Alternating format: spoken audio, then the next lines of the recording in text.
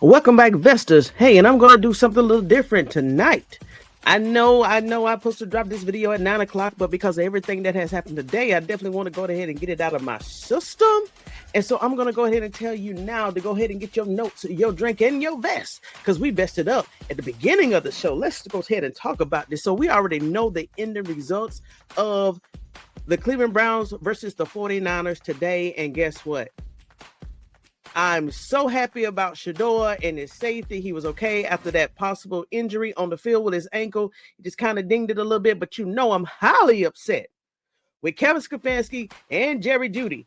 But before I get into that, let me go ahead and let you know what nephew said at the end of the game during the post-game conference that let us and the world know that he is the leader of this franchise and that he will be QB1. If it's not he on this team, it'll definitely be on another team because he has the characteristics and he's showing the world that he could command the offensive line, the room, the locker room, and the press conference. He's always impressed me. But I want you to hear this. The field, I know I got to improve is, even when I shoot my shot and I miss, I just got to keep shooting and I got to keep having everybody, bringing everybody together, you know what I'm saying? Because I know the offense, I know the team count on me, to do my job and do what I got to do. And, I feel like I failed them today. And I totally like what shedeursanders said in that video, in that little snippet I like. But one thing I don't like, and I know he has to say it because he's the quarterback and he has to put the whole entire team on his back. But shedeursanders, you didn't lose this game today as QB. It was the special teams, horrendous special teams. They made major critical drops and misreads, and it was just horrible for the special team. It was just horrible. And the defense, I'm surprised at the defense today.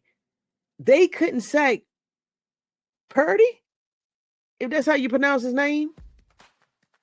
The Cleveland Browns has the second most elite defensive team in the NFL, and they couldn't get to the San Francisco quarterback? That was odd. Everything was odd today.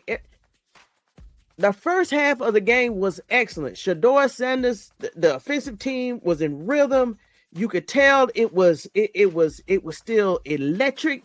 Even though the 49ers scored first, we was putting together awesome drives.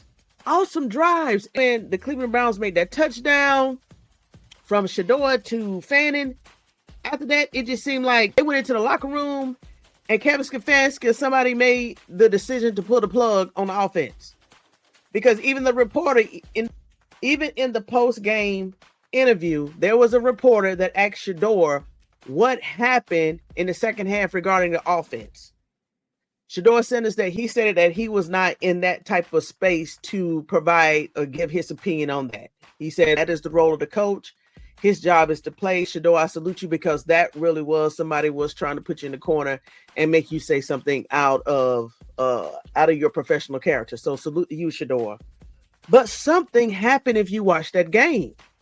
The first half was like, okay, even though we was only down 2 points in the first half, the second half was like we did not even get another opportunity to get near the red zone.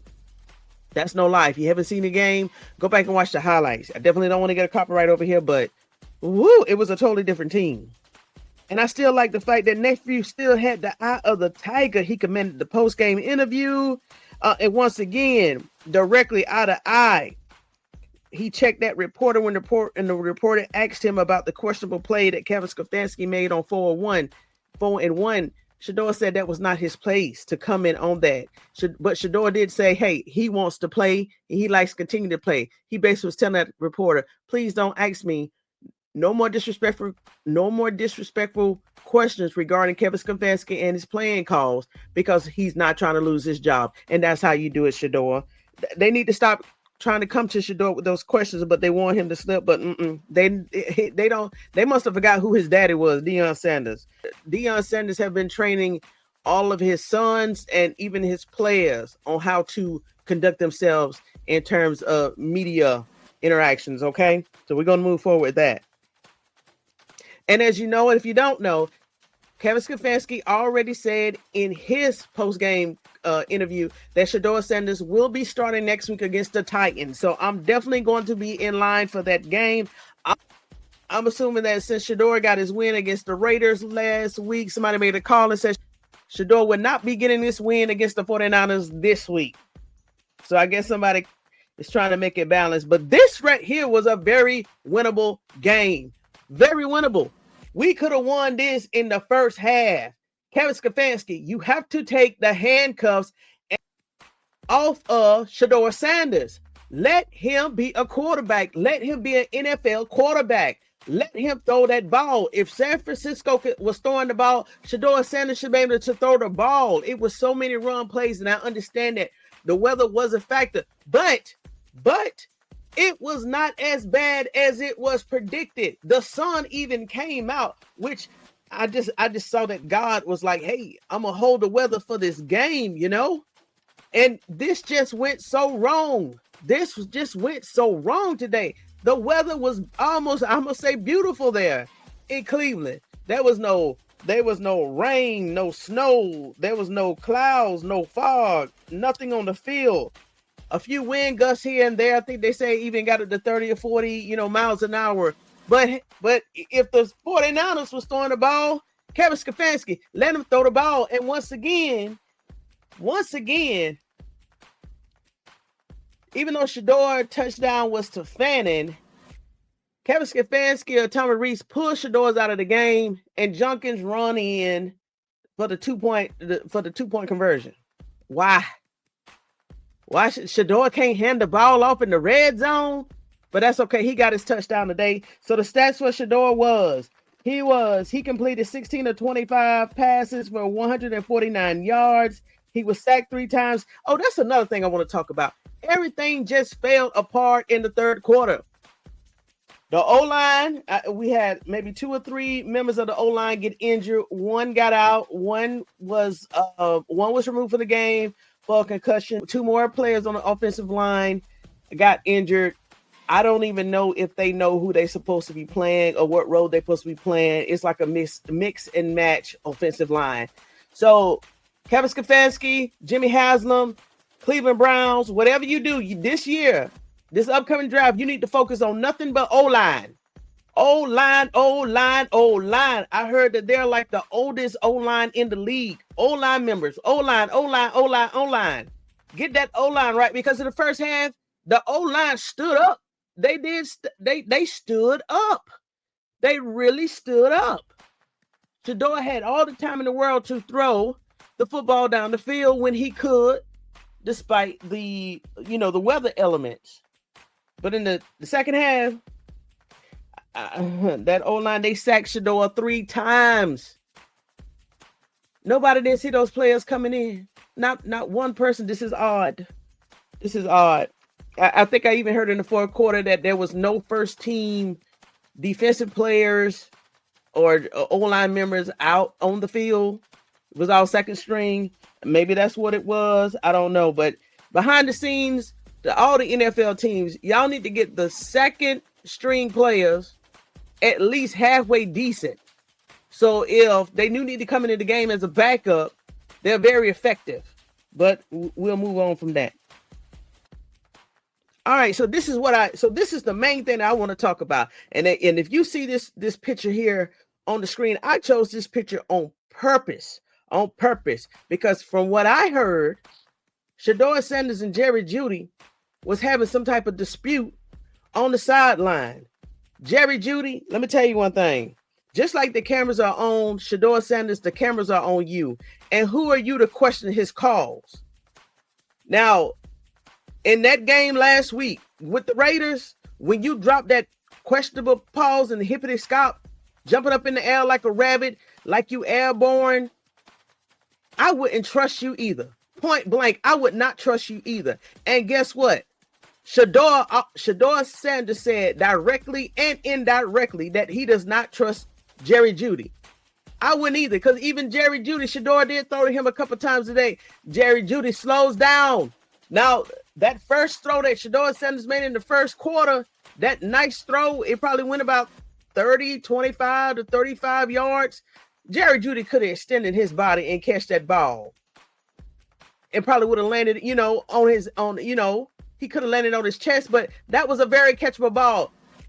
Lean out, jump up and lean. That's when you're supposed to have jumped up and lean out. Jump up and lean out and get that ball. Even though it was on your head, all you had to do was stretch out your arms and the ball was there, Jerry Jeudy. You did that on purpose. And if I was SHEDEUR, I wouldn't throw nothing else to you too. But let me show you what SHEDEUR did say about Jerry Jeudy in that post-conference game. In that post-conference interview. Go ahead, SHEDEUR. Let me give him the floor.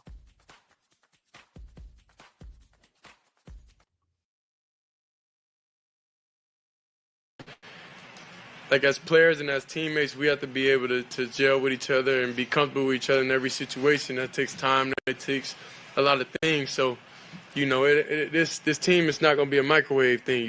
We're going to have sparks. We're going to have here and there, but it's going to take time to be able to develop that chemistry with everybody, to be on the same page with Jerry. Of course, you want to be able to get him the ball, but you got to understand it take time.